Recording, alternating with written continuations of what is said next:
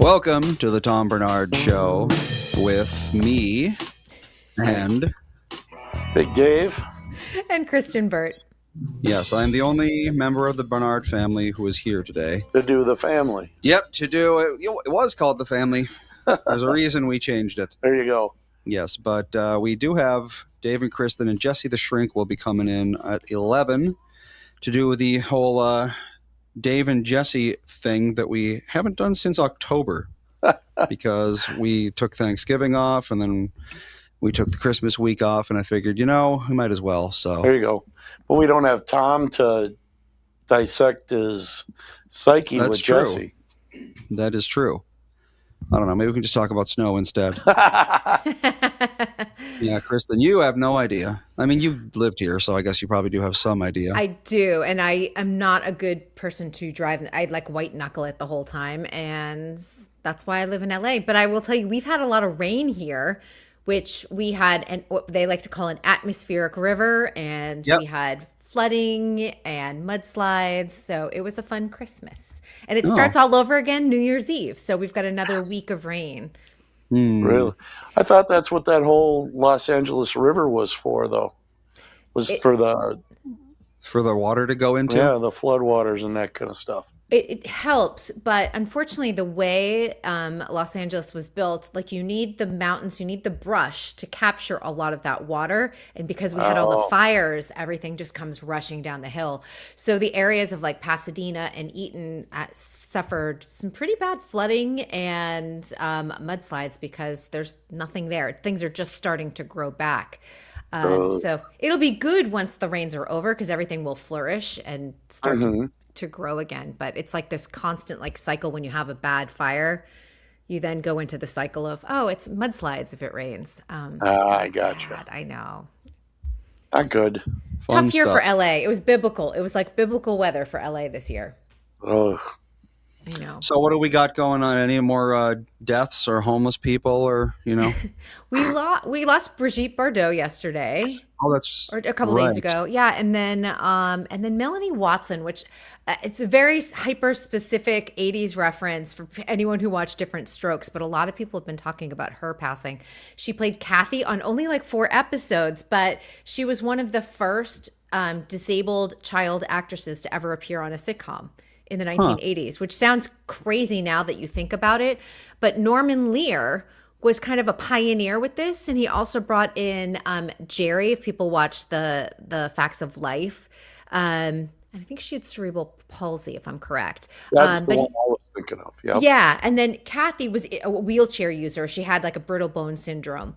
And there's a famous episode where she goes and she walks on her crutches. But that was like groundbreaking stuff in the 80s, which you think now you're like, that's no big deal. But at that time it was. But, yeah, she had brittle bone disease. Yeah. Just like you said. So, Yep. Yeah. She was 57, which isn't a great run, but I think for OI, that's actually not huge. Too bad. She actually outlived the predictions. I think she was only expected to live into her 30s or 40s. Oh, wow. Yeah. OI is really rough, but yeah. I mean, Brigitte Bardot managed to get to 91, so she did fine. Yep. Yeah. She had a good run for sure. She was kind of before my time, so I don't really know. Rather fetching gal in her day. Yeah, she was considered like the bombshell in Hollywood. Like that she did they always consider like the Brigitte Bardot hair, like the big hair and like. Yep. I'm aware of that. Pat Finn died, says Margaret. Yes. Who's Pat Finn? Pat Finn was on The Middle. In fact, my friend, this is on so The Middle, weird. Really? From The Middle, yeah. A very well-known character actor, I would say. He also did a series of Toyota commercials, and my friend played his wife in those Toyota commercials.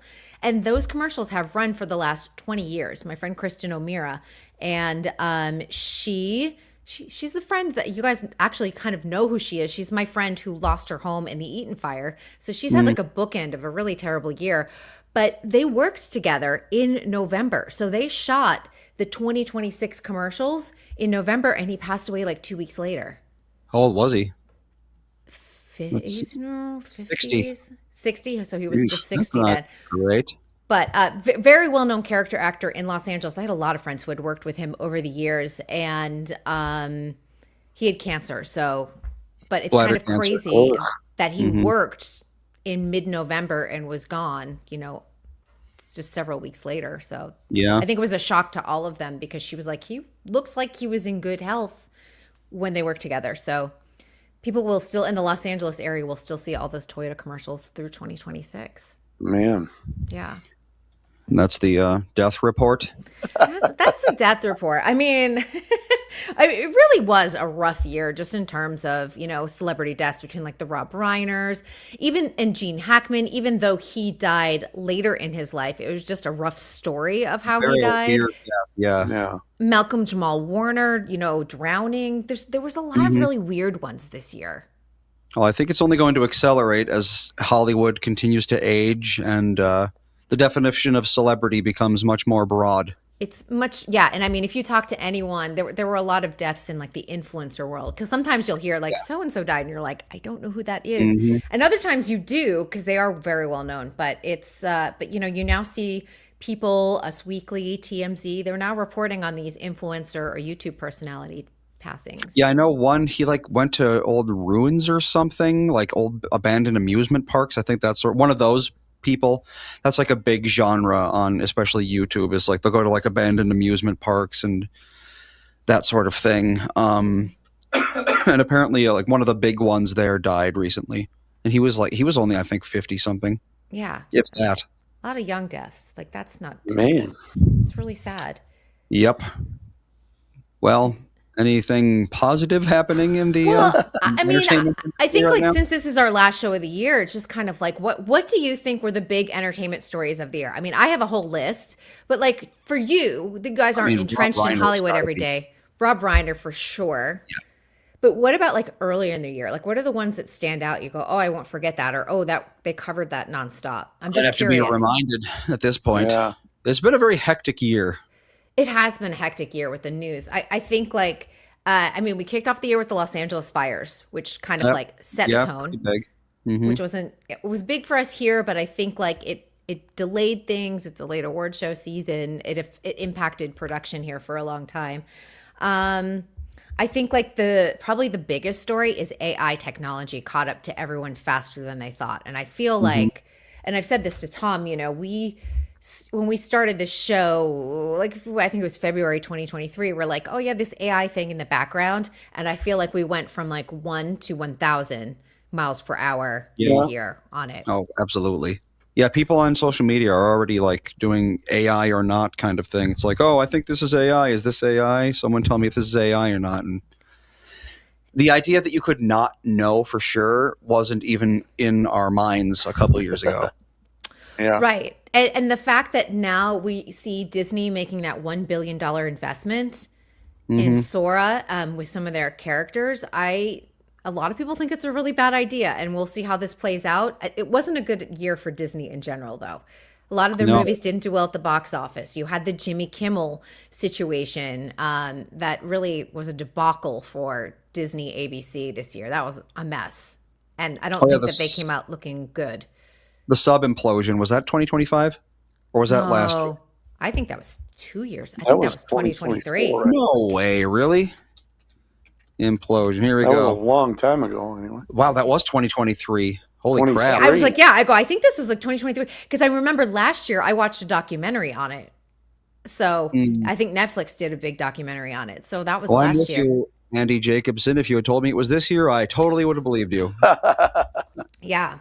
Things really have just been like, time has just kind of smushed together for the past several years. Yo. I think that's what happens when you have kids, especially. Yeah. It's like despite every year being different, it somehow just makes all the time run together, I think. Especially things that are outside of your family, like that, news stories. It's like you're not really caring so much about that sort of thing because you're so focused on raising kids in the house and all that sort of stuff. So it's like that could have happened last week or 20 years ago. Right. Yeah. Andy's saying the Disney versus DeSantis debacle. I'm like, that was also 2 years ago. That was 2023. So I feel like we don't even hear about DeSantis anymore. Like the That whole was the woke Disney thing. The special tax thing, right? that he was going to live up. And the Disney board, and I mean, that was kind of one of the things that made Bob Iger kind of jump back into the fray. And Bob Iger said he was only going to stick around for 2 years. It's been over that at this point, and I'm really, really curious if he's ever going to leave as CEO, because the second run hasn't been a good one for him. So, here's a couple stories that feel like a million years ago, but they were this year. TikTok went dark temporarily. That was last January. Yep. That feels like a million years ago. How about Katy Perry, Gayle King, and Lauren Sanchez in space for 10 minutes, 11 minutes? That was in April. They did crew the ship, so, I mean. They were astronauts. I love that they call themselves astronauts. I'm like, you did not study to be an astronaut. You're not qualified to call yourself an astronaut. Riding in the vehicle does not qualify. No, and also it's like, I don't know, it's like, are you an astronaut if you don't even leave the atmosphere? I don't know if it really counts, because they went past the Kármán line, right? Yeah. I think. And it was 11 minutes from leaving the Earth to landing back on the Earth. They weren't even past the Kármán line for 11 minutes.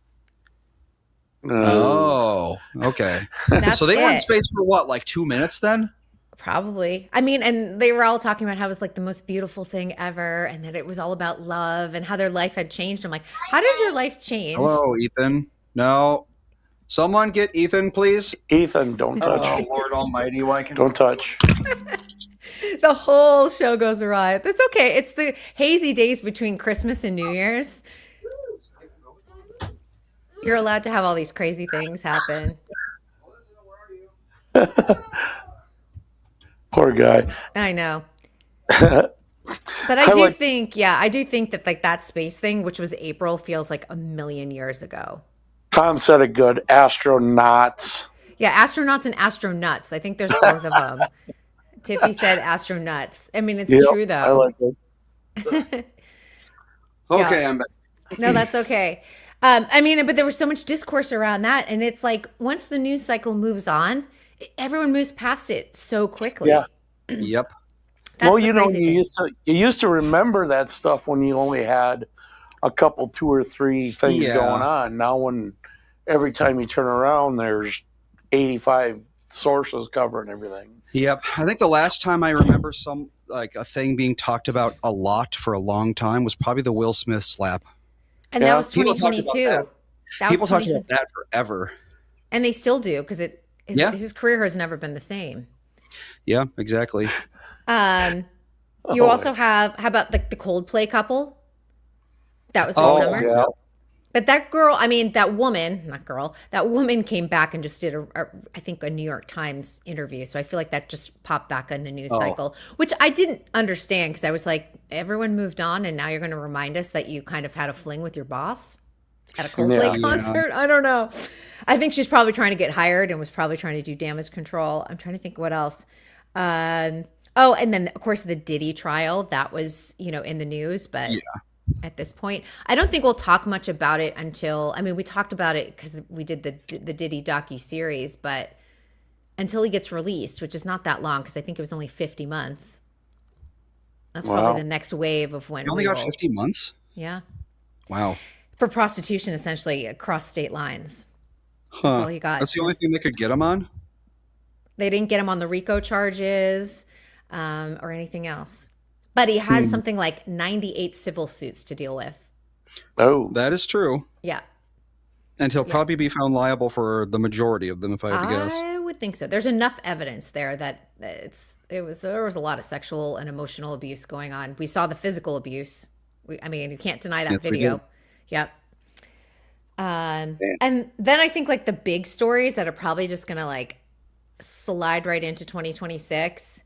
Whoever wins Warner Brothers, we'll be talking about that ad nauseum forever. But I think the big story like popping out of that, like if Netflix wins Warner Brothers, then who gets CNN? CNN will be up for auction, so that will be interesting. If Paramount gets Warner Brothers, then they will take CNN with them, and that'll be a whole metamorphosis of CNN. So I think Fox should buy CNN. I think all of them should dismantle and start all over again. That'd be great. That would be awesome. Wouldn't that be great? Just start. The 24-hour news cycle just needs to go away. I It's think. exhausting. It's Yep. exhausting. Well, there's so much other sources now. Mm-hmm. We don't And need those. sources giving you like just more neutral. Yeah. Yeah. But yeah, I mean, like, I don't watch 24-hour news. I never have in my life, but I have been exposed to it because of a certain someone who I shall not name. And I don't know. when it's on in the background, they just repeat the same story over and over and Yes. over. But every time it's breaking news, this thing happened. And then 15 minutes later, breaking news, they just repeat the same thing. Yep. And they're always trying to keep you on like a heightened state of alert, as if there's always something going Right. on, even if they're talking about a story that happened days ago. Yeah. It's always like breaking, and now we have this new person to say the exact same thing the previous commentator did. And every station is like that. Fox and CNN and MSNBC are, I would say, by far the worst for that sort of thing. The just like constant DEFCON 1, always breaking all the time, Right. Heightened state of stress, 24 hours a day thing. But I mean, I think everyone does it because everything is 24 hours right now. I mean, like something like TMZ, they have a global audience. It's concentrated in America, but if they break something at 4:00 in the morning, it's still going to be seen by millions of people. Except they've had so many layoffs, they no longer have a weekend staff. No? That's tea. That is tea. Yeah. Wow. So they'll just basically they have like maybe like one or two people monitoring the situation. And if there is breaking news, they will jump on it. Like the Rob Reiner thing broke on a Sunday, but they weren't the ones to break the news. It was People magazine. Oh, wow. And that was actually a big deal in entertainment journalism. I don't, most people aren't paying attention to that, but because TMZ has laid off so many of their high earning people that have all the sources in LAPD and in the court system, all of their people have moved on to other outlets, and for people never break stories like that. So, and people were like, is this, the average fan was like, wait, People's breaking this story? Is it actually true? And I'm like, if People is putting it on there, it is 100% true because their legal team is top notch and they will not put up anything that is not factual and that has been sourced multiple times over. So if you're now watching People break a lot of news, this is going to be a real game changer. And the other big thing, which I don't think people realize, New York Post is moving to the West Coast and they are starting the California Post. Oh, wow. And they're going to make a big play for things like LA Times, but they're also going to make, as if you know, New York Post also owns Page 6, which is their big gossip column. They're going to make a big play for TMZ, which sounds crazy, but Harvey Levin, who owns TMZ, is kind of like owned that space.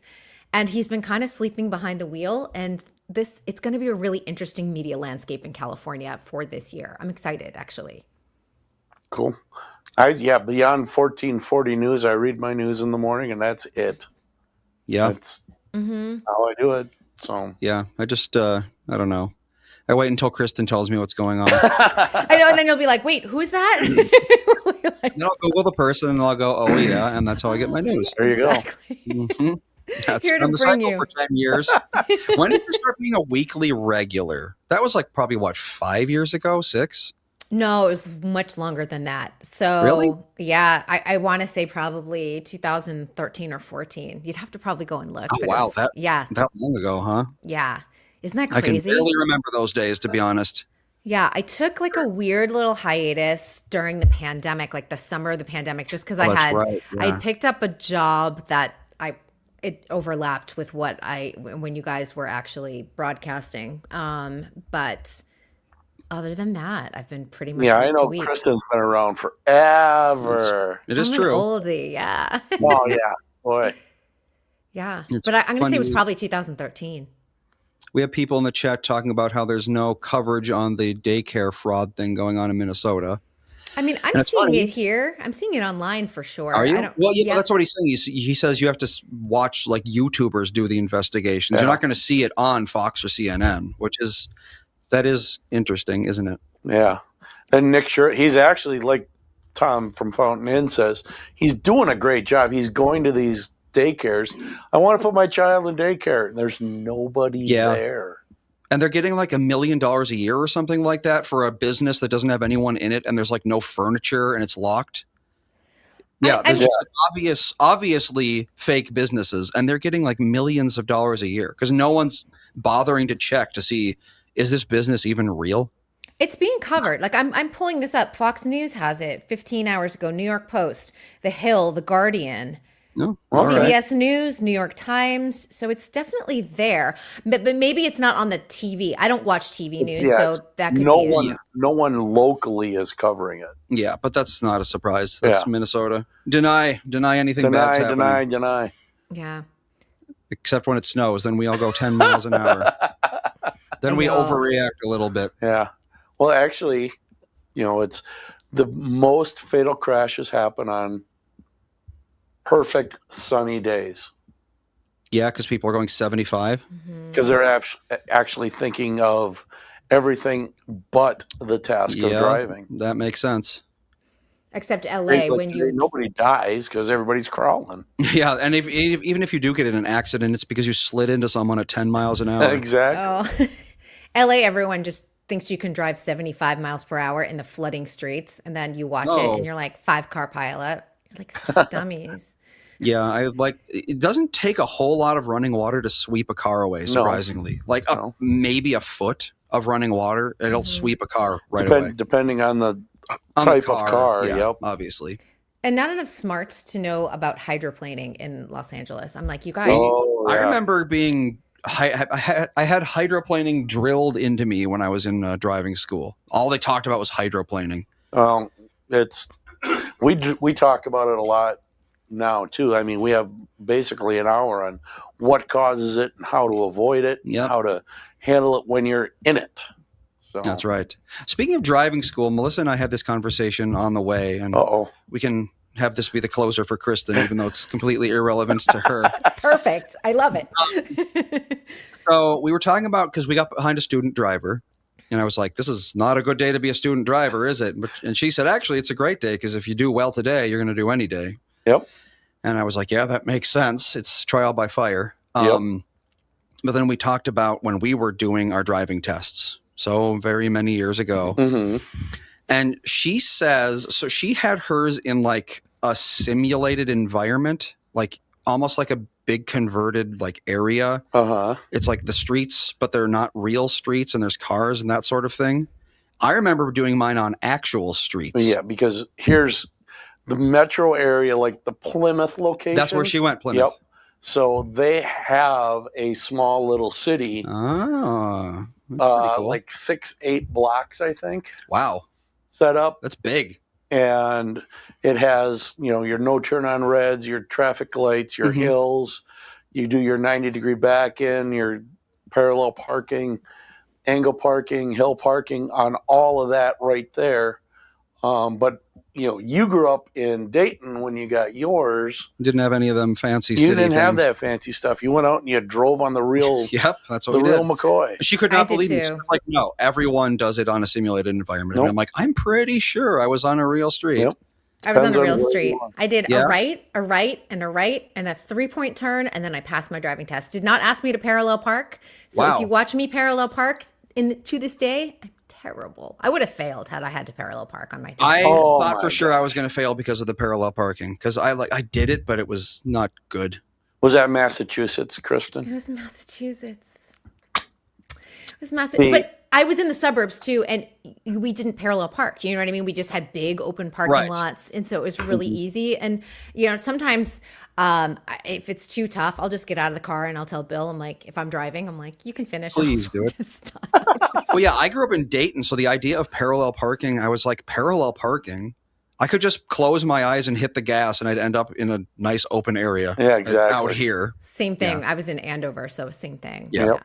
Yeah, the idea of having to like cram a car in between two other cars is like, we have a 1/4-mile long driveway. I'm not going to need to be parallel parking anytime soon. Exactly. All right. Well, that was that for our Monday show. We'll see you again Friday. So happy 2026 to everyone. Happy New Year. Yeah, it'll be New Year by the time you're back. Yes, and what a fun 2025 we had. What an eventful 2025 we had. It's been eventful, that's for sure. It's been eventful. I am ready to put 2025 to bed for good. But I haven't had any surgeries or children, so It's a very calm 2025 for me. Well, we'll see if I can maybe try to not cry in 2026 on the Tom Bernard Show. Do you think I can do it? I did it like 6, 7, 8 times. Fingers crossed for you, Kristyn. Fingers crossed. I cry at everything. Fingers crossed. For do a better year. But yeah, I'll come. I know a lot of people wanted to talk Stranger Things. We can talk Stranger Things on Friday. And I've got another good Netflix show for everyone. So perfect. Happy New Year, everyone. The last season of Scrubs. So there you go. We're almost there. You got it. Start a new show maybe next year. I can't wait, Auntie. No, you better get us a good one. Bye. All right. We will take a break here. We will go get Jesse the Shrink, and we will start the next segment right after this. From Bradshaw and Bryant, Michael Bryant. What's up, Allie? Oh, not much. Doing my usual thing of telling people they shouldn't be texting and driving. In Minnesota, you can't have your phone in your hands. You can use, hands-free, but you can't have your phone in your hands for whatever reason. And that's why they made the law the way they did, so that police officers could see a phone in your hand and you got no excuse for why you got it there. Do people know that that's the law? I hope so. I mean, they used to follow it, and then kind of COVID kind of made people forget. And now it's like a freewheeling world out there with cell phones. Let's say you get pulled over because you do have a phone in your hand and you're not watching where you're going. You got to be in pretty big trouble then, I would guess. Well, the first one's not as bad. It's the multiple ones, the problem. And once people start stacking them up, then they have a big problem. And then what we're doing in car accidents is we've started bringing motions for punitive damages, because I'm trying to use the civil law any way we can to stop this, because it needs to stop. Whenever I'd had any problems in my life, who was that I called again? It was like an MB, something like that. Bradshaw and Bryant. Let's talk about Tom's Bank, North American Banking Company. Look, it's easy to feel like just another account number at the big national banks, but that's not how it works with my friends at North American Banking Company. Whether you're visiting their locations in Roseville, 50th in France, Hastings, Woodbury, Shoreview, or Maple Grove, you'll always find real people who know you by name and actually care about your finances, not some AI chatbot. They also offer all the modern conveniences you expect, like online and mobile banking, but with a personal touch that only a community bank can offer. So why settle for less when you can bank with my friends at North American Banking Company? Visit nabankco.com to learn more. Member FDIC, equal housing lender. Can I talk now? We have returned. The ad has ended.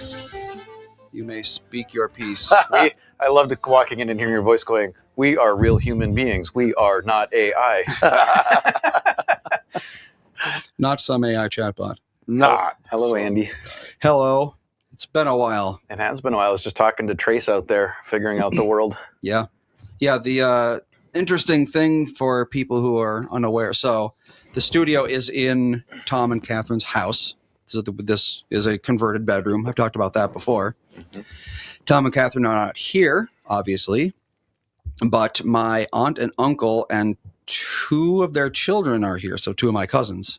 So it's actually a very lively house right now. And that's why Ethan ran into the studio in the middle of things and so forth. So yeah, there's actually a whole lot of people out there right now. Has Daisy found her way back in here yet? Daisy's out there. She was trying when I was out there. Yeah, she was trying. Oh, yeah. She'll get over it.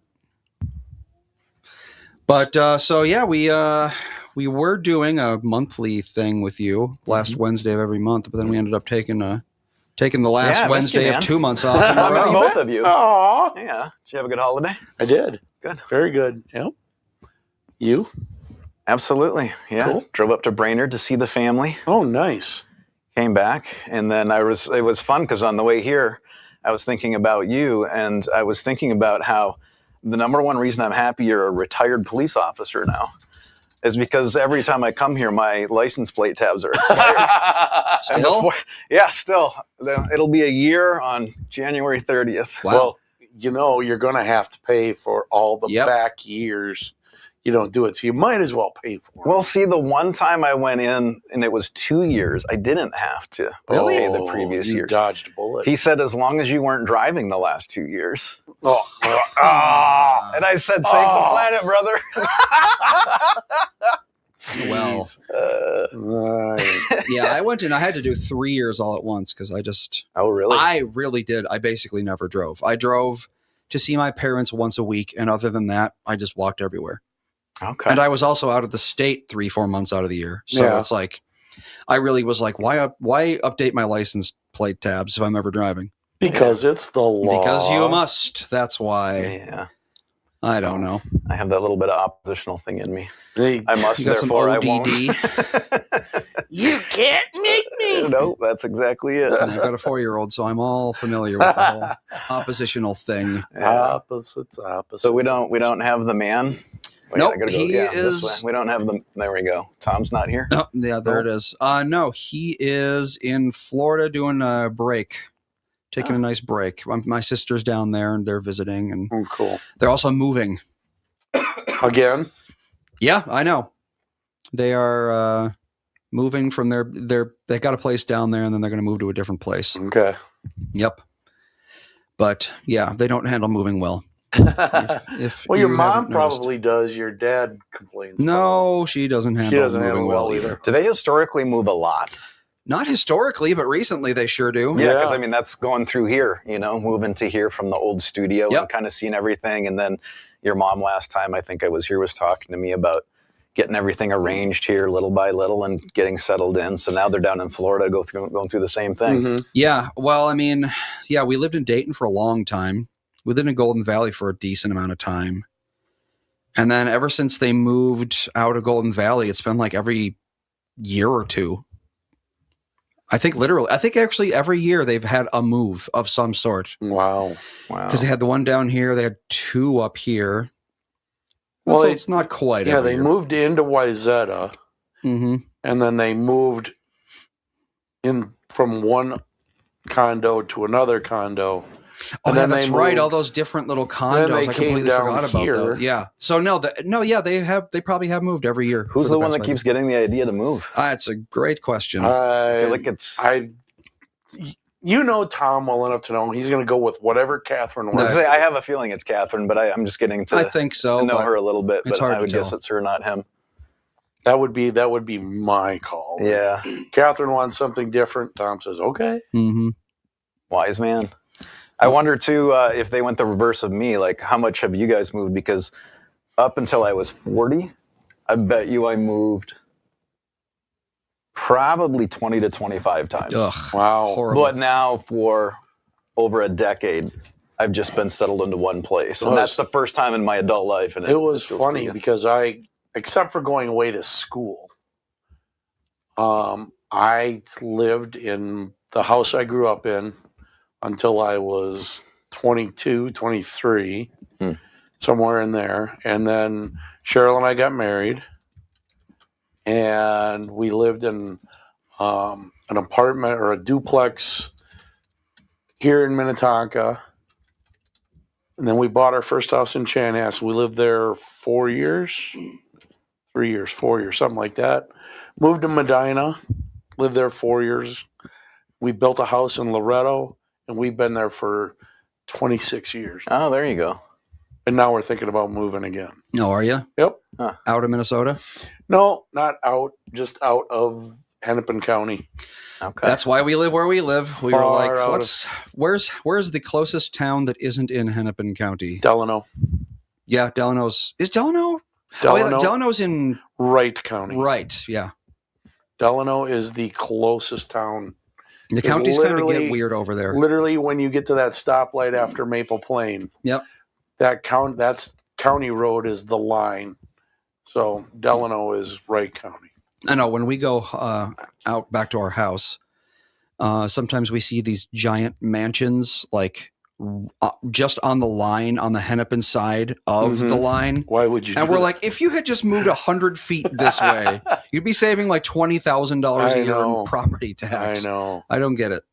That's where I'm ignorant on that stuff. So Hennepin County, high Hennepin- property high taxes. property Yes, taxes. very, very high. We have under just under a quarter of an acre, and it's $6,000 a year.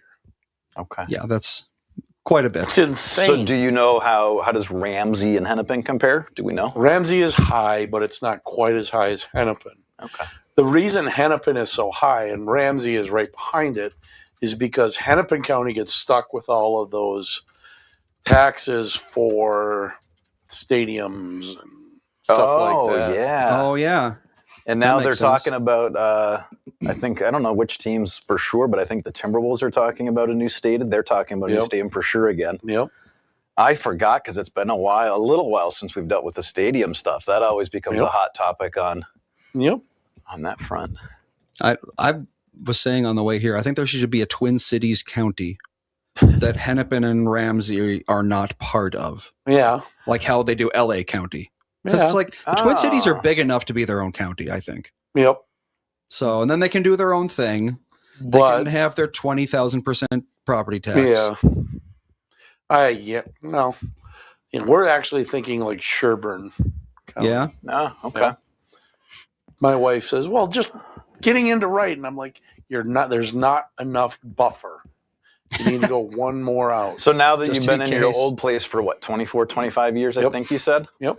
Is the idea of picking up and moving again exciting? Is it dreadful? It is both? because I'm excited for it because first of all, I'd be getting acreage, anywhere from 2.5 to 5 is kind of our search parameters. Okay. And we're talking about doing a barn dominium. So everything on one level. Yep. And I have a huge shop garage that I can go tinker in. I am so ready to get Okay, I can feel it. out of our little tiny 3-stall garage that's Little tiny 3-stall So this is garage. like 24, 25 years, like part of you has been kind of looking forward to this day that I grew now up it's on coming. 3 acres out in the country. And Yeah. that's what a house, that's what I'm used to. Yep. That's my mentality. That's when I think. Even though it was 30, 40 years ago at this point, it's still, I'm like, I grew up in Dayton, so yeah, I'm kind of the same way. So do you hold on to Andy, kind of the idea of what you grew up with and what you saw, what you had? Because I was a complete switch. I grew up in Brainerd and kind of lived in I don't know if you'd call it kind of Leave It to Beaverish type, whatever, but like that kind of a town. Yep. And I always thought I would live there. And now I live in downtown St. Paul in a condo. And I love it. Yeah. I wouldn't have known when I was growing up I would love it. But it was a huge change versus the idea of you're describing what you kind of grew up envisioning, experiencing, and now you're excited to get back to it. Yeah. Andy, how about for you? I wouldn't want to maintain, how many acres did I grow up on? Like 17 or something? Yeah. I wouldn't want to maintain that. I don't think I'd even want to maintain 1.7 acres. I mean, we have, I think we have something like a quarter, maybe a third. Okay. It's a lot of mowing. Yeah. The thing of it is, and Wendy asked, not Pierce or St. Croix County, Wendy, I can't convince my wife to move to Wisconsin.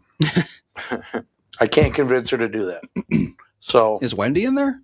yeah, she's in the chat. Oh, I didn't even see. I still don't know how you guys follow all of that while doing this. I grew up in St. Paul, not huge spaces, but adequate. Okay, I forget you guys are out there. Sorry if I ever. Yeah. My ADHD makes it so how do I focus on him plus that? But I'll try to remember to look. It's actually good for you. Just do this for an hour and 45 or hour 15 minutes a day. You'll you got it down real quick. Yep. Yeah. Yep. That's what it was like for me getting used to being the therapist to have to just lock in on the one person for an hour and you don't miss anything. Yeah. So I can see you. See, my whole life has been divided attention. Yeah, for real. And multitasking. So. And you're talking about not just the job, but especially I can imagine with the job. Yeah. Yeah. Yeah. Yeah. My degree is the degree of my doing that in my job. It's I'm focusing on you the whole time, but I have my own version of this in my head because if you talk about your cat, I'm going to be thinking about what was your attachment like with your cat? Yeah. What does that represent with that? Well, also then you mentioned your family, and I'm thinking, and I'm doing that all in the background, but still doing this right here. But all of that, I could totally see that. You in a session with someone, and you're focused on every word. Where me, it's been I've been talking to someone, I'm watching all of what's behind them, turning around and looking behind me. Yes. All the time. And when I'm not in therapy, that's me. Yep. I'm noticing all the little things that are going on that a lot of people are missing out on. Yep. People get very annoyed that I don't make eye contact terribly well. Oh. I don't know. I'm constantly looking all over the place. Yeah. You're always behind me, so I don't have the experience of knowing. Well, I mean, this is perfect for you. That's true. No eye contact. I can look at you on a screen. It's not a problem. So do you get uncomfortable with people like me who have learned to lock in on the I do eye not contact. do eye contact. Yeah, but do you get uncomfortable with like somebody like me when talking to you locking in with the eye contact? Does that make you uncomfortable, or do you not really care? I don't know. I guess I don't really. I guess you care. don't notice because you're not looking at me. That's true. Yeah. Yeah. I'm definitely of the, like, you know, sitting on a couch, kind of like what you and Dave are doing. You're sitting on a couch talking, but you're not looking at each other. That's my ideal right there. Okay. I don't know. Well, It's your comfortable space. Yeah. You can tuck yeah, crap behind our backs. You talk about People are talking about their childhood houses now. Yep. Oh, good. I was hoping some of that stuff was going to start coming up. Well, if we want to combine the topics of childhood homes and psychology, I don't know if this is a phenomenon that everyone experiences, but for a very, very long time, if I had a dream that took place at home, and when I say at home, I mean like the concept of home, it took place in my childhood home. Mm-hmm. Oh, yeah. Until probably maybe 3 years ago, until I think I had kids, actually, which is interesting. Well, But yeah, so I moved out of my childhood home at 18, and I had kids. God, what? How old am I? 39 minus 4. I have to think about this kind of thing now. So probably about 35. So for 17 years, almost as long as I had lived in that home. Actually, no longer, because I didn't move until I was 2, but I wouldn't have known that. When I had a dream that had to take place in home, it was in that house. Mm-hmm. Is that how it is for a lot of people, or is that just a me thing? Although I guess for Jesse, it wouldn't make sense. That question doesn't make sense because you had so many different childhood homes. Yeah. Well, no, because here's the thing. Those moves for me were adulthood. okay. Like I moved down to the cities Oh. to go to school to become a therapist. And once I got down here, it was every few years I was bouncing from one home to the next, moving around from suburb to suburb, city to city. Yep. But I can relate with growing up in the same household. And so, yes, it's a very common experience, what you described. Well, Charlie just said in the chat, I had a dream last week in the kitchen of my childhood home. See? Charlie is not young, for those who don't know. Yep. So, Yeah, it happens all the time. I mean, but what's interesting is how that can change over time, because for many years in my early adulthood, that would be the go-to in my dreams, was the main home I grew up with when I was a child. yep. Is that because you made so many memories and It's just so emotionally impactful. It has to, because if you think about our development, I mean, we all know how this goes the older we get, right? But think about the difference of what was it like to go from being an infant to a 5-year-old? Yeah. What was it like to go from being a 5-year-old to a 12-year-old? Mm-hmm. The development that happens in those years, I mean, everything is so transformational that's way different than us flashing back over the last 5 years of our lives now at this age. Right. So, yeah, I mean, and then you go down into a very deep kind of primitive thing of growing up in hopefully the home where you felt the protection, as you were vulnerable and growing up and stuff. So, yeah, that can linger a long time. Not young, but in my head, I'm still 16. Aren't we all? Especially when you go home for the holidays. Well, that's one thing that always kind of mystified me is, okay, so the concept of heaven. You go to heaven and you theoretically have a physical presence there, or at least you have some sort of projection of a physical presence. Where in your life do you take that physical form from? That's I haven't thought about that in a long time. If I went to heaven and I looked like I was 16, I would be like 12 pounds and 5'11". I would have hair, but tons of acne. I wouldn't even look like me. And like, okay, let's say Melissa also went to heaven at the same time, God forbid, because that doesn't usually happen. That's generally not a great thing for that to happen, but okay. Now we're both 16-year-olds, and it's like also, I have the mind of an adult, and now we look 16, which is underage. There's all sorts of problems with, sure, I might be mentally 16, as it were, but if I'm physically 16 all of a sudden, it's just not good in really any way. Joe, you're a geriatric delinquent. Yeah. Not a juvenile delinquent. Geriatric delinquent. But I don't know. It's like, do you get to, there's getting into theology. No, yeah, I know. I love the way you brought that in that direction, because I haven't thought about it in a long time, but it is an interesting question. Yeah, if I saw Grandpa, I picture, my grandpa. Yeah, you're picturing an old man. I picture him how he was when I was a child in those formative years, and that was Grandpa. I'm guessing Grandpa doesn't want to look like that when he's in heaven. He probably wants to go to a younger, in his prime Grandpa, but that'd be like, who's this guy? Yeah, I know. Imagine living to 100 and dying and going to heaven, and you're still 100. Right. And you're like, can we do anything about this? And God's like, sorry. Yep. That's just how you were. Yeah, that's how you were when it ended. So you're here is your heaven wheelchair. It's got wings, so it's a little better. Clouds are actually very easy to go on a wheelchair with. My brother and I were actually talking about what's going to happen. How our bodies are like falling apart now. My brother's 55. He'll be 56 next week. I'm 39 and I'm falling apart.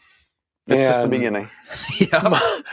It's like we were reminiscing. The stuff we could do in our 30s. I'd go back to my 30s because I was ripped. I was just completed the police academy. I could run. I could, the whole 9 yards. And now I'm 58. And it's like I get up and the first 10 steps are my back aching. Yep.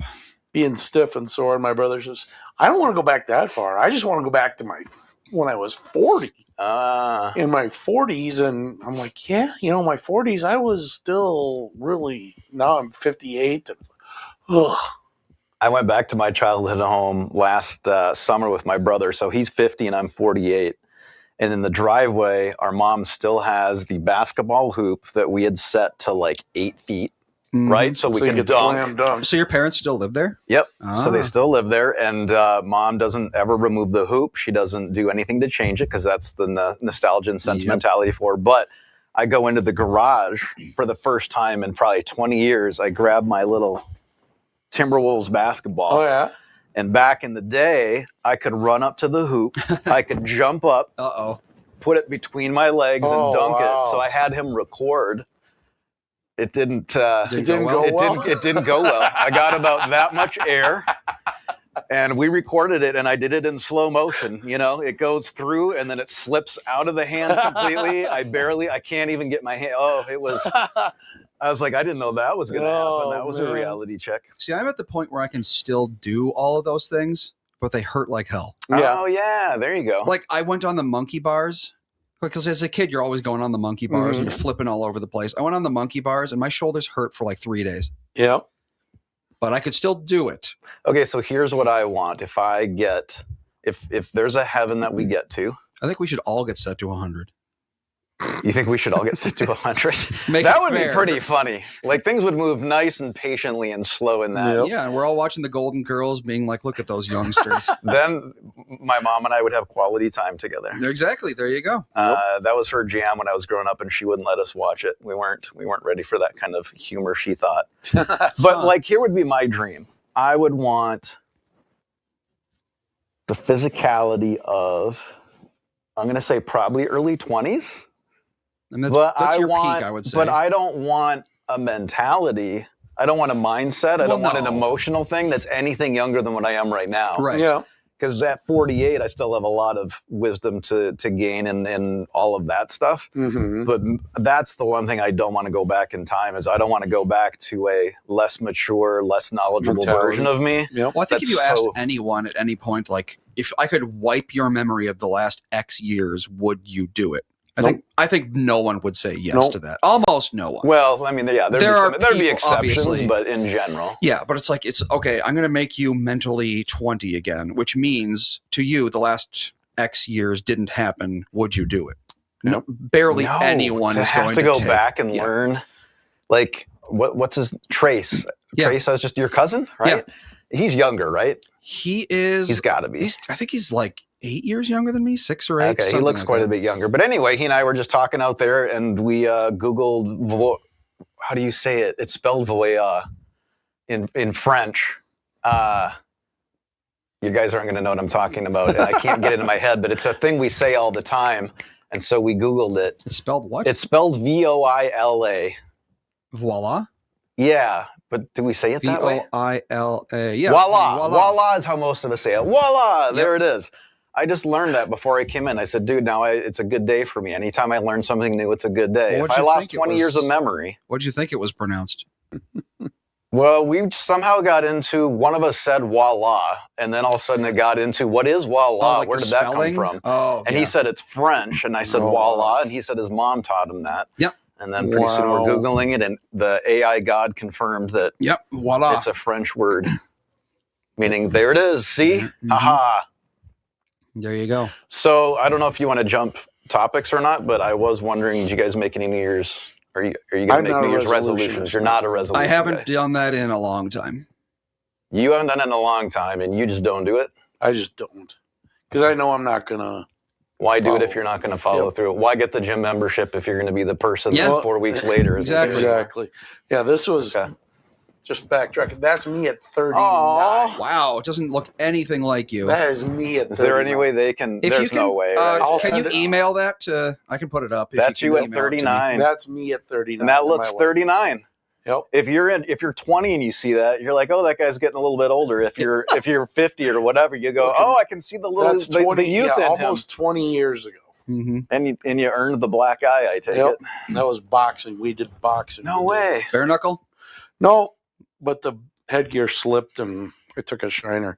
Wow. So, yeah, hang on here. Let me see if I can. Well, actually, we can do our break, and Okay. while we do that, that'll give you time to send that over, and then I can put it up on the video. All right, we will be back in a couple minutes. Why should your business bank with North American Banking Company? Here's Pete Wolf, owner of Robinson Rubber of Robbinsdale. I partnered with North American Banking Company because I was able to talk to the president, and I know they have my back. They are much easier to talk to than those larger banks. The openness and flexibility has been the best part of banking with North American Banking Company. They understand small to medium businesses. No matter what part of the bank I am working with, North American Banking Company has the latest technology and friendly staff. I would absolutely recommend North American Banking Company to any of my closest colleagues if they want to have peace of mind in their business. So why not bank where I bank, with my friends at North American Banking Company? To learn more about North American Banking Company, go to nabankco.com. That's nabankco.com, or do what I do and stop by any one of their 6 Twin Cities locations. Member FDIC, Equal Housing Lender. For Bradshaw and Bryant, Michael Bryant. Michael, what's up? Dealing with another case where a person gave a statement to the adjuster because they thought the person was really friendly. Is that a good idea? Well, the problem is they know the law when they call you up. And while you're trying to be fair and you're trying to get help, the reality is there are questions you get asked that the way you answer them make a big difference. And people put themselves in trouble when they aren't in trouble. They didn't do anything wrong, but suddenly the adjuster's got a statement that can blow up their case completely. What has caused people to be so untrustworthy, I guess is the best way I could put it? They take advantage. Well, insurance companies have hired adjusters whose job it is to deal with unrepresented people. So they're supposed to kind of lure them in, call them every day, see how they're doing. And people are like, oh, I'm doing pretty good. Where the reality is they've kind of adjusted to their problem that they've got going on. So it's not that they're completely better, but the way they say it gets to be a problem. And that's why having somebody who can explain your rights, represent you, make sure that you understand the law before you give a statement can make a big difference in your case. Michael Bryant, Bradshaw and Bryant.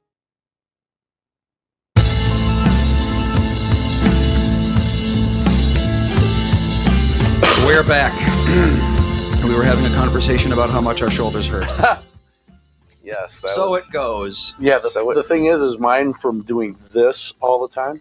Why do you do that When all the sitting time? on the in the windowsill. Oh, yeah. So my left shoulder is just I thought you meant like Always. winding up for a punch. no. And just walking around like this all the Having time. it up there on the You never on the know. windowsill, I it can hurts. relate with this from my days of delivering Domino's pizza, and Oh, I'd there always you go. get the farmer tan Yep. right here. Mm. But see, for me, what's been happening with so during the break, we were just talking about how this thing about the age Mhm. or the body breaking down a bit more over, it's this historically all humans go through it, but for all of us, Mhm. it's our own unique, like now we're experiencing it. Yep.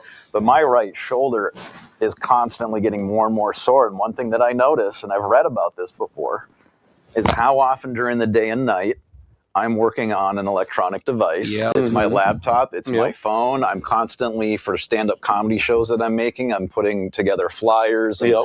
but all this stuff. And so it's constantly, this arm is Yeah. doing the stuff with the screens. Yep. And I'm like, how much of it is that? It's Yep. probably a lot. I got a slip disc, so that doesn't help me any.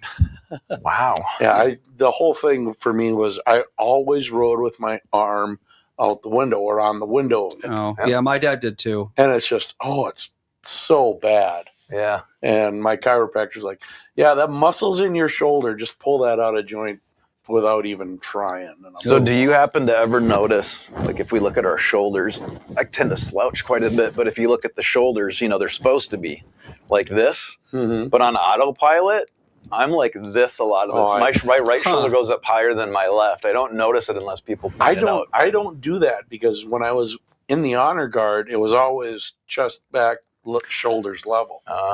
So that's kind of been drilled into my head that if you look at me sitting here right now, my shoulders are level.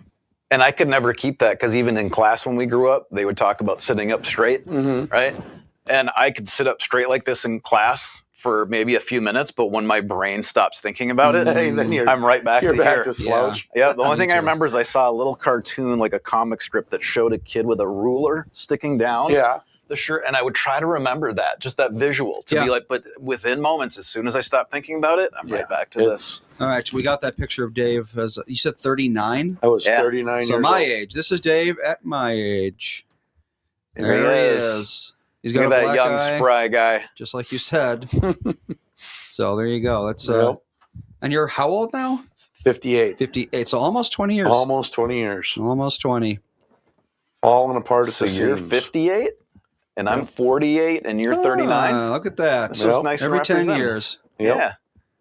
We don't know any 28-year-olds or 29-year-olds. Well, we wouldn't have them on here anyway because they don't know anything. Exactly. Pain in the butt. And how old is your dad? My dad is 74. Okay. Yeah, 74. Like a 15-year-ish. So there's a bit of a gap there. Yep. Yeah. Bit of a gap. Not too horrible. Wow. Put it that way, 15 years actually doesn't sound like that much. Jeez. Between Dave and my dad. Yep. Yeah.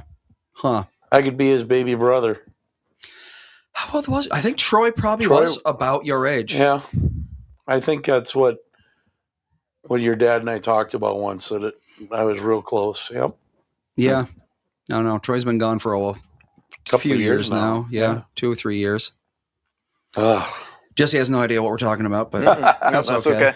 Well, actually, what happened is I decided to try reading what people were saying, and I realized within moments, now I don't know what you guys are talking about. So then I tried to jump back in, and I'm like, now I can't. Now I'm lost on them, and I'm lost on you guys. It is absolutely a skill that you need to train for a long time. I'm going to, little by little, each episode, work on looking here a little bit until the day comes I can do that and be tracking this. In the meantime, I'll rely on you guys to point out when something interesting is.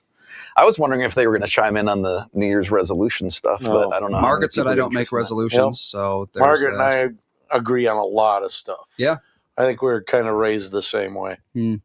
So why, I don't if you guys don't find this interesting, let me know, but for some reason my brain's going in this direction so New Year's resolutions, most of us, I think, when we get old enough, we don't make them anymore because we don't want to be the person who gets the health club membership and 3 months later we're not doing it. Well, I think the statistic I read was something like within a month, 90% of New Year's resolutions are broken.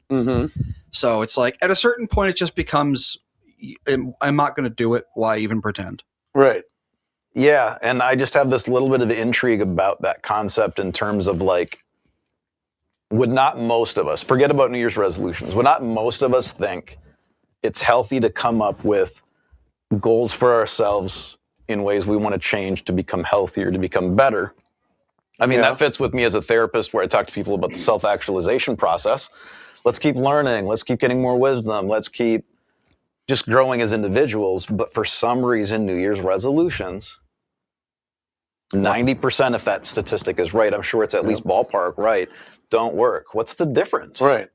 I mean, I think it's easy to be idealistic. It's like, okay, I'm going to lose 25 pounds. That's only 2 pounds a month, right? Right. And I mean, it sounds easy, but it's not. It's still, I mean, 25 times 3,500, that's how many calories you have to not eat over the course of the next year. Right. You know, and you're going to be hungry pretty much all the time because that's how losing weight works. You got to be hungry. Yep. And a lot of people can't handle that. No, very true. I wonder if one of the things that gets in the way of the resolutions is it creates, in a way, this illusion because we get this magical belief that this day that's coming up on the calendar Yep, new is year, going new to me. be the thing that changes Yeah. our motivation, and it's all going to be different now. But what happens on January 2nd when you realize this is still the same everyday life I've been living? Yep. Something didn't magically change. I'm still going to have the self-discipline every day ongoing. Mm-hmm. So maybe that's part of it, is it sets us up to like this magical idea of, all right, on Tuesday, everything's going to change. Yeah. Well, in this case, it'd be Thursday. Everything's going to change. Or procrastinate until December and you have to lose 25 pounds in 1 month. There's that too. Yes. I mean, honestly, I think that might be easier. Just get it all done in a row. You also will feel horrible, but you can do it. Just don't eat for a month. How hard is it? Yep. No, that's true. I don't know. My whole thing, the only time I've ever kept a resolution was I quit chewing in 2019, and I've been that way since. Oh. So. Wow. But it had to happen. So. Yeah. Chewing is not good for you. No. Yep. Did you get some of that, whatever that, what's that white crap called? That Leukoplakia. Yes. What is that? Is that like white spots or something? It's basically pre-cancer. Yep, pre-cancer. Did you have the leukoplakia? Oh, I'd get it, and then you'd move it around a little bit, and it'd go away. Come and go. That's a wake-up call right there. Yep. And when it comes to most cancers, you don't get that warning and that wake-up call. No. So it's actually, it's a good thing. Yep. So I gave up. It took me a long time. I had 2 different periods of my life where I smoked cigarettes. First time I smoked cigarettes, my cousin introduced them to me the summer after 4th grade. Wow. So, and so I started smoking like that young because I got addicted right away. And I knew I got addicted when my mom caught me. So you were like 10.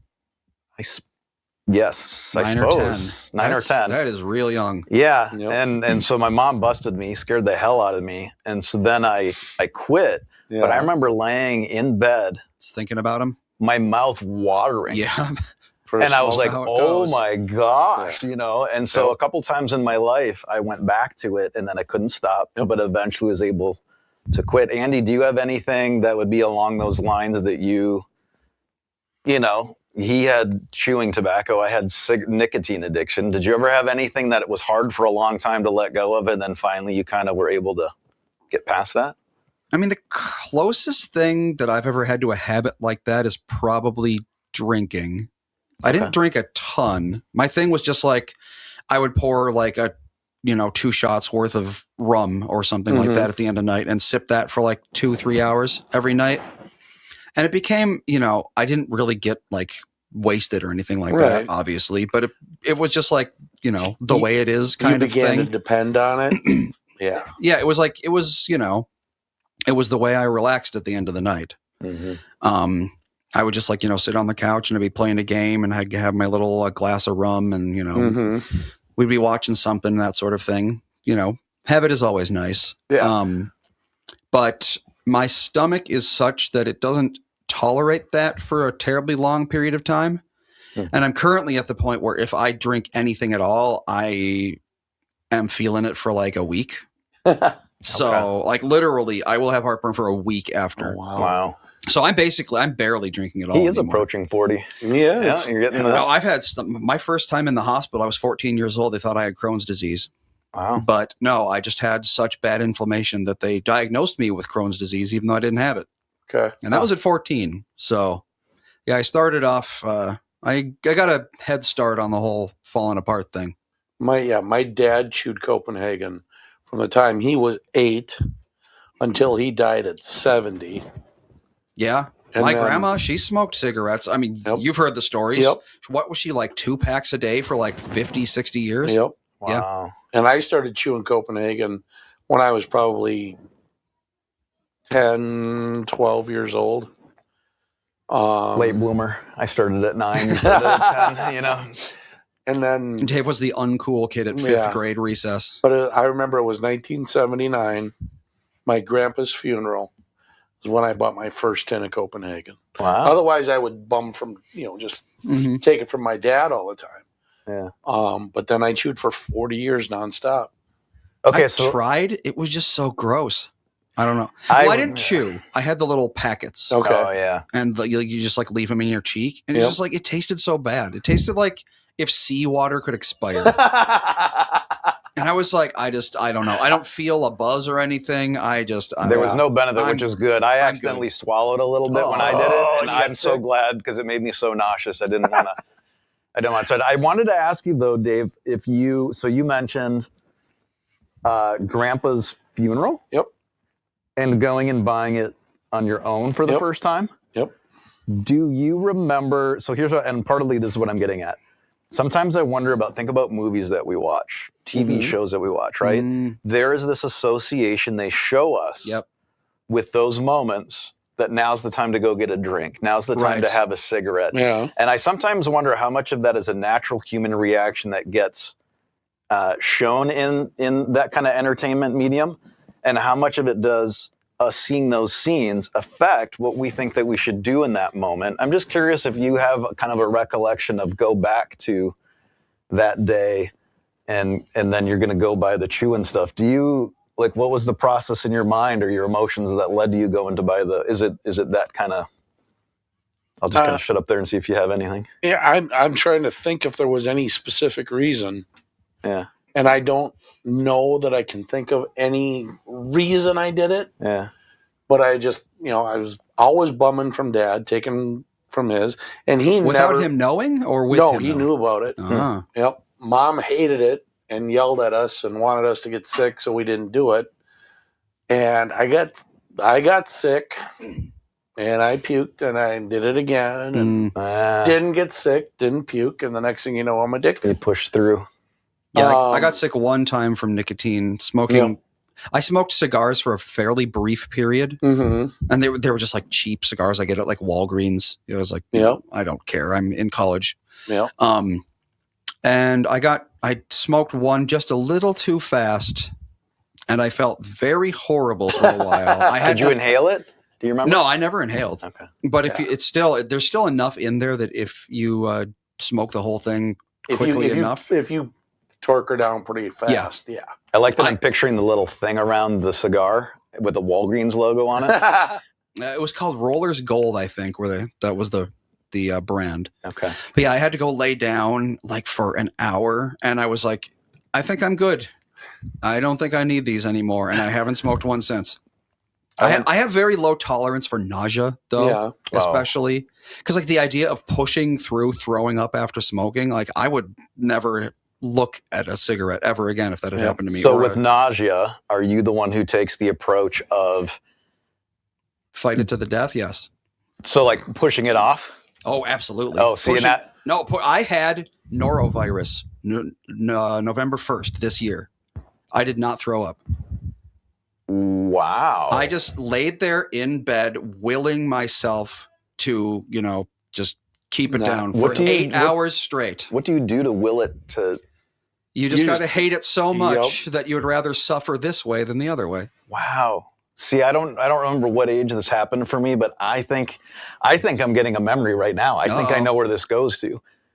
I was like 21, 22, and I got some kind of stomach bug for days, and I kept trying to, I don't know how long it lasted anymore, but I remember I was miserable and I kept holding it in. And finally I went with the approach of, I'm going to take this finger, I'm going to put it in the back of the throat, and to have it come up and then be done so quickly, that changed it for me. I was like, from now on, if I feel nauseous, I'm going to make it end and put it behind me instead of going through this excruciating, like, I don't want to do it. I don't want to do it. I don't want to do it. The whole thing, and I went through that phase as a 21, 22, where you drank too much and you'd get... I've done that 3 times laying in my down, life. puking drunk, as my dad would call it, laying down, puking drunk. I remember every time. It was like, all that's coming out is liquid. It's not going to hurt. Yeah. Get it done. Yeah. There is that. I mean, last time I got really, really sick, I had just eaten a bunch of food, and it was... I don't know if our listeners want to hear about this too much, but... The situation matters. Yeah. And it can traumatize you. There's context to be had. Yeah, exactly. Okay, I'm going to try reading. I wish I could puke at anything. Too much rich food. stomach viruses. Yeah. So now we got everyone talking about puking. This is great. Let's see how many topics we can get them to discuss here in 1 hour. Well, Janelle says she would have thought video games for Andy. So she's going back to the whole, like, is there a thing that you like, crave when you don't have it? Okay. I mean, yeah, not anything like I used to be. Ever since I had kids, I mean, sitting down and playing a video game by myself is something I do twice a week, maybe. Yeah. It used to be I was doing it 12 hours a day. Yeah. And like, I still like it. I would, if I had free time, that's what I would do. What you would do. But I don't have the free time. I guess it's the equivalent would be like, you ask a smoker if they would still smoke if they still had a mouth. They'd be like, probably, but I physically can't. So it's not really up to me, is it? Right. That's how I am. I can't. So it's like, I don't even really think about it. Yeah. And I play video games when it's wintertime. Yeah, but you never had that, like, sit in your house and play World of Warcraft for 12 hours a day phase. I was like that for 20 plus years. Well, I grew up as it was always go to work. Do that. But now that it's wintertime and you can't really do a whole lot of stuff outside, then I'll sit down and I'll spend an afternoon doing it. And right. And that's kind of how I am. And once it turns nice outside, the video games will go away for 6 months. As I've gotten older, one thing with me, because I grew up in the 80s playing Atari and then eventually Nintendo and then PlayStation. I've always had video games in a way in my life. But what's interesting is at this age, I can still enjoy video games, but not as much as when I was a kid. Well, no, and it's that I want to. Yeah. I want to get that excited. Oh yeah, I've been that way for, like, I can still remember as a young kid, like, you get a new video game and it's all you think about for like a month. And it's like, you're playing it and it's your thing. You go to school, you talk to your friends about it, and you look up, you got the strategy guide, and it's like this game becomes you for like at least a couple weeks. And now it's like, I'll play through a game and I will forget I played it a week later because it's just like, I enjoyed it. It was nice. Right. But it's like, I'm not really thinking about it that much. It doesn't give me the emotional impact. When you said strategy guide, that brought me back. I was like, oh my God, I used to buy strategy guides. And for me now, one of the differences is where we could go rent a video game. Yeah, you don't do that anymore. And I could have a friend over and we could stay up all night with the goal of beating it. And now I might have a long day at work, whatever, get home, want to kick my feet up, play a video game, and I might get 30, 45 minutes into it and be like, this is really frustrating. I just died again. I'm done. I'll come back in a couple of weeks. Well, it's interesting because, and I know we have to leave soon, but I kind of had the opposite experience. Whereas a kid, I didn't play hard games because I was like, hard things are unfun. I want to have fun. And I'd play games with like difficulty settings, and I'd always play on very easy because I'm like, why make things harder for myself? And I just like, steamroll the entire game, but I was still having fun, even though it was, it was baby mode, very, very easy. There's no challenge to it at all. And now that I'm an adult, I play everything on the hardest possible difficulty because I don't know, it just feels like, why do this if I'm not challenging myself in some way? To me, it's less about just like, because if I just wanted like passive experience of just like sitting on the couch and winding down, I'd put on a movie or a TV show or something like that. Right. A game is for, and I'm not like Mr. Hardcore, gotta play nothing but Dark Souls kind of gamer, If I want to play The Sims, like I would, if I had the time, if I had a spare 500 hours, I would play The Sims because, The Sims is fun. But I just never had any desire to be challenged until I was probably in my 20s, later 20s even. Yeah. So you and I went a little bit opposite to a degree. Because when I was younger, I had more patience to play the difficult levels. I had the motivation of, I'm going to conquer this. Now, after a long day of work, putting it on the difficult, going back to my thing of a half hour late, like if I keep getting killed, part of me wants to just like, okay, I don't want to take on an extra difficult challenge right now. Right. Well, it depends on the game too, because I mean, like, are we talking about NES, like Ninja Gaiden kind of games? Because that game, you'll die 5,000 times, but technically you could beat that game in 20 minutes if you're good at it. Yep. Right. But if we are talking about something like Dark Souls, there's a very difficult but also very long game. And if you don't have a lot of time, even if you're really good at it, it's still like, I'm putting this game on, I'm committing to a 30-hour experience, which at half an hour a day is going to take me months. And I just like, do I have that time? And the answer is really no. I literally just got through Arkham Knight. Yeah. Oh, wow. That's a long game. Do the game mode and then the game plus mode.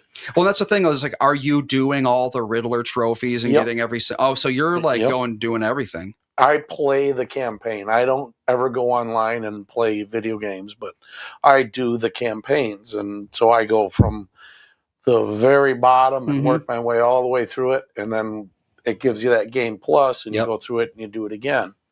So, well, that's where I like to tie back into the world of psychology and everything.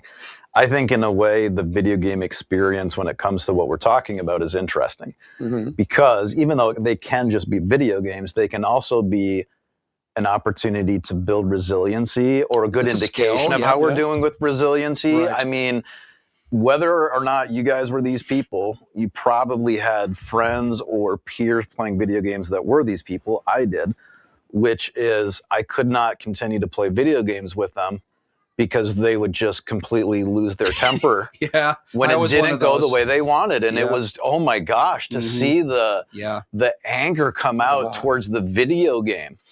When it was user error, and so I did my best. Because the video game's cheating, obviously. Right, 100%. And because the world is out to get the person who's not doing well at the video Also, my controller's broken, and it's too cold in here. Yep. And now I play Madden online with some of my middle-aged friends, and even for some of them, and once in a while it does get to me that I'm playing them, and I'll throw an interception, and I'll hear myself go, this is... But at least I have the ability to sort of go, hold on, who's the one who made the decision to throw that ball in that location? Okay, that was me. Yeah. I mean, it depends on the kind of challenge as well. Yep. Because, some games really are just like, the challenge is just a bunch of crap. Like, there's one specific... I'll close with this story because we really, it's almost noon and I got kids who are probably in desperate need of doing something else at this point already. That needs a little break. Well, there's 4 other people out there. And Daisy the dog. And Daisy will just sit in a corner and pout for a while. But so there's this story. Tecmo Bowl. Yep. Ready? Down. Love Tecmo Bowl. Hut. So there's a story that Melissa likes to tell about shortly after we met. So her favorite game of all time, probably, or close to her favorite at this point, is Final Fantasy X. And if you don't know what Final Fantasy is, it's an RPG. It's just very, very long, and there's just a lot to do. You just go around, you get levels and experience and gold and that sort of thing. It's not really important what exactly it is, but it's a long game and there's a lot to do. And one of the things that you have to do to get one of the ultimate weapons in the game is there's this part where you go to a lightning field and the screen will flash and you'll have like a quarter of a second to press the X button to dodge the lightning. In order to get this weapon, you have to do that 200 times in a row. As a kid, I did it. Yeah. And then we played it again about 5 years ago, and she was like, oh, this part, we did it as kids, no big deal. And we tried it for a few hours, and we were like, this is so stupid. Like, why would anyone ever do this? It's such a waste of time just sitting there. And if you mess up even one time, that 200 counter resets back to 0, and you got to do it all over again. So what I did is I got mad at the game, but not like, screaming, stomping, furious. I wanted to basically show the game who's boss. So what I did is I wrote a program and I streamed the game to my computer, and I had the program look for flashes, then send an X input to the PlayStation. It probably took 3 times as long to do that than if I had just brute forced it and done the thing. Yeah. But to just like sit there watching the game play itself and being like, eat shit, Final Fantasy X. That was a very satisfying moment in my life. Yep. I put more effort into doing it than I needed to, but still, it's something I'll never forget. Very admirable. And I got that ultimate weapon, and I never used it because I didn't care anymore, but I still got it. I love it. Nice. Yay. That's kind of how video games are. It's, There you go. You can challenge yourself, but there's also things that it's just like, it's not a challenge. It's just a test of patience, and not even a good one. I want to throw in 2 really quick things before we're done. So Tech Mobile, Christian Okoye was my favorite player with Tech Mobile. But man, I used to pull all-nighters where I would play one full season with Tech Mobile. It was one of my favorite games. So I just wanted to acknowledge that was mentioned there. Also, just side topic, I want to mention before I get out of here that if anybody out there is still looking for New Year's Eve plans, I'm producing 4 New Year's Eve stand-up comedy shows at 2 different venues in St. Paul. So one of them is at Gambit Brewing. We have an early show and a late show. Ali Sultan is our headliner. He's been on Comedy Central, tours all over the world. So he'll be at Gambit Brewing in Lowertown, St. Paul. We're almost sold out on those shows, but we do still have some tickets left. But what I wanted to point out is the other venue is Station 10 in St. Paul. Some people know it as A-Side Public House. That's like at the main level. It's a popular, in the West 7th neighborhood, a popular pub. But upstairs from there is Station 10. It's an event space.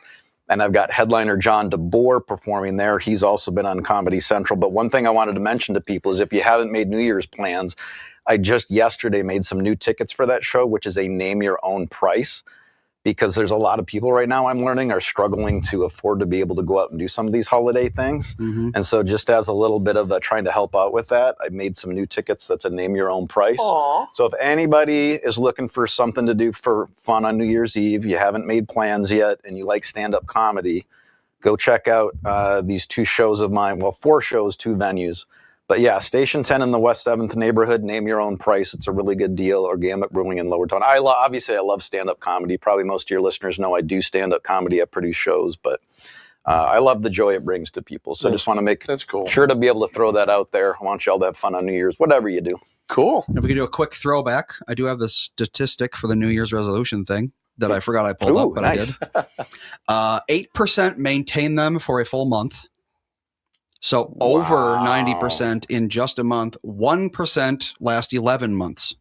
Wow. So there you go. 99% fail out. 99% don't make it to December. Don't make it to the year. Somebody needs to rebrand New Year's resolutions. We gotta. What I think it should be is I think someone should impose the resolution on you. That way you're more likely, because it's like, I could say, if you put a gun to my head and said, make a New Year's resolution, I could think of things, but I don't know, lose weight, be healthier, eat better, that sort of thing. They're all just kind of dumb because I think if you live with someone, they probably know your faults better than you do. Oh, yeah. And they could tell you actually there's this one thing that you do. And if you could stop doing that, that would be great. Yeah. And that's like an actionable thing. Then they'll find thing. something else. I'm telling you. I've been married a long time. Yep. They'll just find something else. Yeah, but still, you're fixing the one thing. It's something you can do, right? You can say I can stop, throwing my socks on the floor after work or whatever. Another idea I got is pick one thing. Don't pick an ongoing thing. Like, have you ever gone skydiving? Have you always wanted to go and you never have? How about you make that your resolution? Go skydive one time. That's true. Because it's eating healthier. Yours. If I say from now on, I'm going to eat vegetables with every meal, it's just eventually you're going to fail. And then once you've failed, you're going to be like, oh, I broke my resolution. Yeah, darn. I think it's the from now on part that's important. Never make a resolution that's just from now on. From now on, I'm never going to make a New Year's resolution. No, so that means 99% chance you are going to make one next year. So reverse psychology is what we need to do. Go the gunny highway route. Jumping out of a perfectly good aircraft is not a natural act. No, it is not. I would never. I don't even like being 5 rungs up on a ladder. So the most terrifying experience I ever had was my skydiving. I did it one time, and I'll never be. Oh my god! I can't even. All I can do is this. To try to come close to capturing what that feeling of horror was like to see that door open. And it's just time to. Can you imagine how big that damn parachute would have to be to hold my big fat butt from hitting the ground? Well, they have jet thrusters on some of them, I think. You have to hit the NOS to keep you up. Happy New Year, everybody. Right. I see the messages. Yes. Take care. Happy New Year. See everybody next year, also known as Friday. I'll have a different show put together. I think Tim Lammers and Mike Bryant are going to be on with us. So that'll be a fun show. See you next year. And then, I guess Jesse, we'll start seeing you again in January, hopefully. Yeah. I'm sure we'll be doing plenty of shows. I'll be back. Cool. All right. See everyone on Friday. Cargo shoot. Thanks, Joe. What did he say? Dave, you'd need a cargo shoot. Oh, a cargo. Well, that would do it. It would take a while to get down to the Says it with love. You could do it. All right. Bye, everybody. Nobody wants to end this. They just want to keep going. No, they don't. I just hit the intro. Man, I'm out of practice.